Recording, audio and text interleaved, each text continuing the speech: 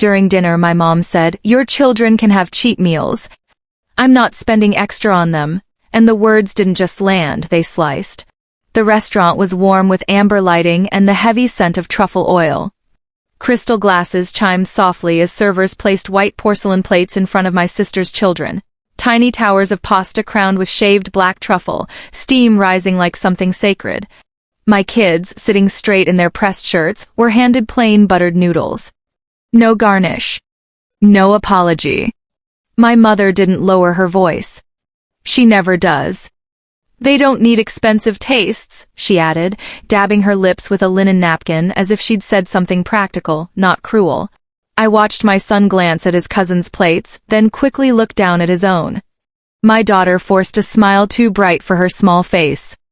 In that moment, under the soft glow of chandeliers, I understood something with chilling clarity. This wasn't about dinner. It was about value. And she had just priced my children cheap.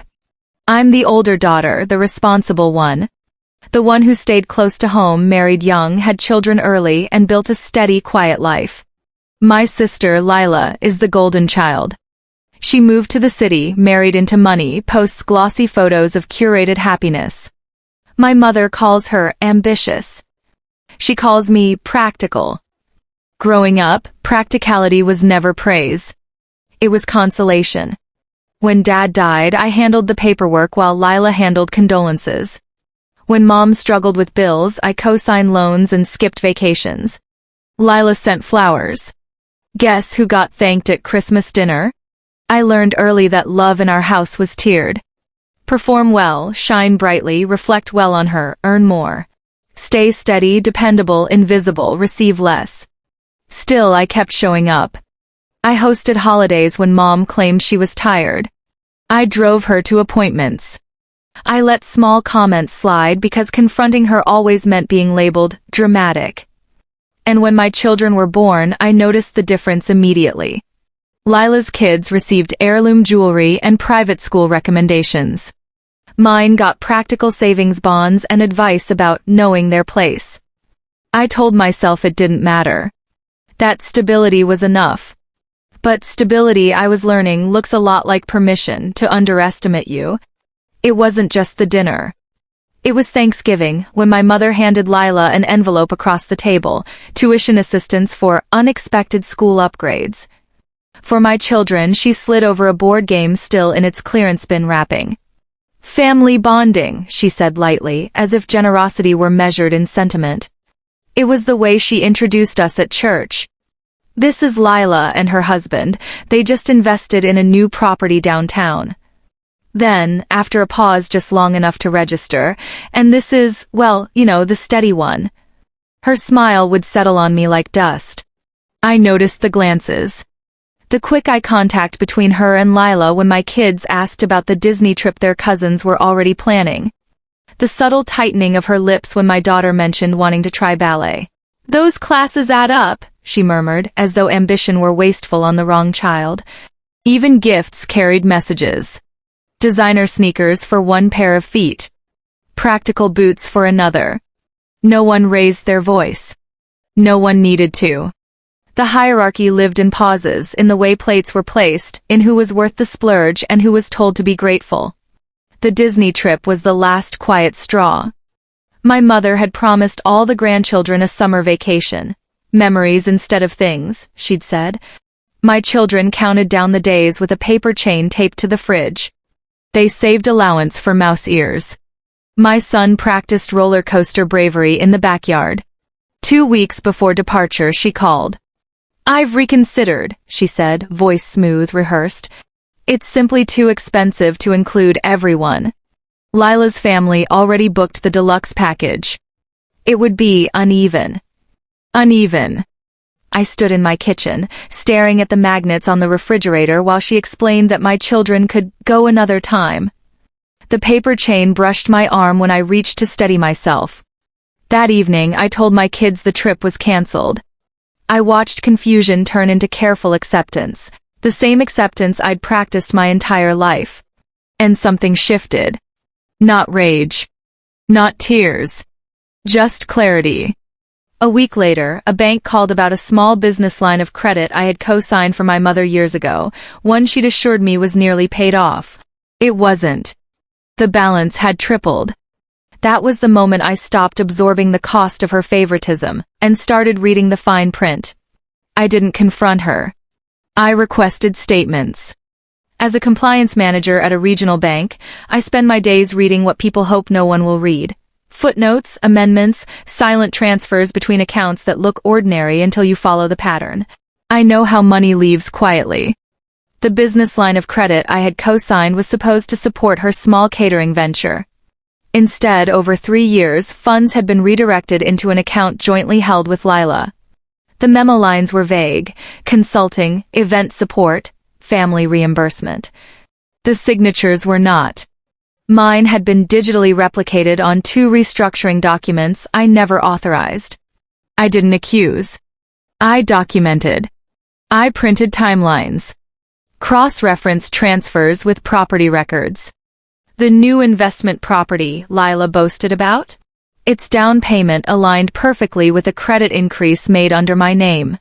Then I called a lawyer, not a family friend, not someone sentimental. A forensic financial attorney recommended by a colleague who specialized in quiet cases. We didn't threaten. We filed for a formal audit and removed my liability from the account pending investigation. When my mother received the notice, she called immediately. I let it ring. Silence, I've learned, is the most expensive response of all. The audit took 8 weeks. 8 weeks of polite emails, certified letters, and neatly tabbed evidence folders. I continued hosting Sunday dinners. I smiled when my mother discussed family unity. I watched her confidence rest comfortably on the assumption that I would never push back. Then the bank froze the account. Not dramatically, just a notice, formal and cold.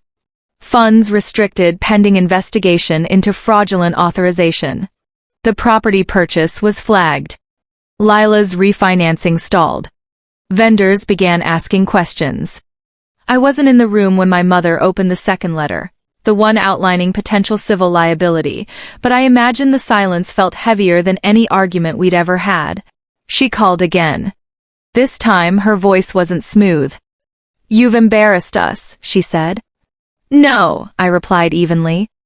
"I've corrected a record." Court filings followed. Nothing theatrical, just facts laid out in black ink. My forged signatures enlarged on glossy paper. Transfer dates. Account numbers. A judge who asked simple, devastating questions.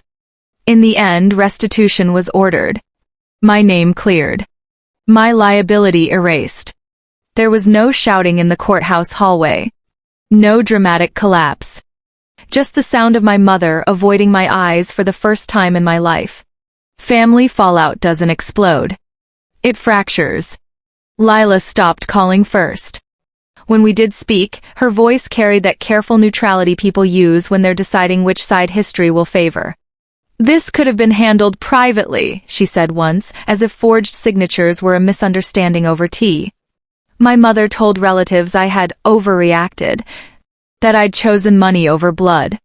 The story shifted depending on the audience. Sometimes I was cold, sometimes manipulated, sometimes ungrateful. But documents don't bend for gossip. At church, introductions became shorter. Invitations thinned. The Disney photos still appeared online, Lila's family smiling in coordinated shirts. Underneath, comments about blessed families stacked neatly. What changed wasn't their behavior. It was mine. For the first time, I wasn't compensating. I wasn't smoothing over tension or paying invisible dues to maintain access to conditional love. The financial restitution mattered, yes, but what truly shifted was authorship.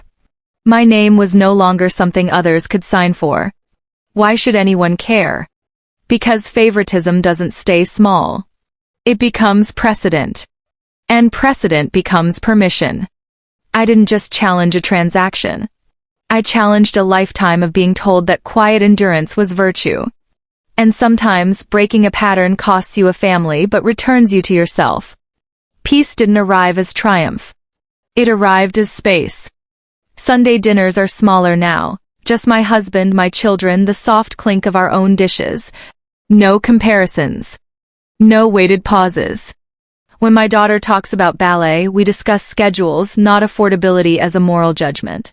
When my son wants something extravagant, we weigh it together, not against someone else's worth, but against our own priorities. My mother and I speak occasionally. Carefully. There are no more shared accounts. No favors disguised as generosity. If she senses distance, she's right. Trust, once itemized in court, doesn't rebuild on sentiment. I used to believe keeping the family intact was my responsibility.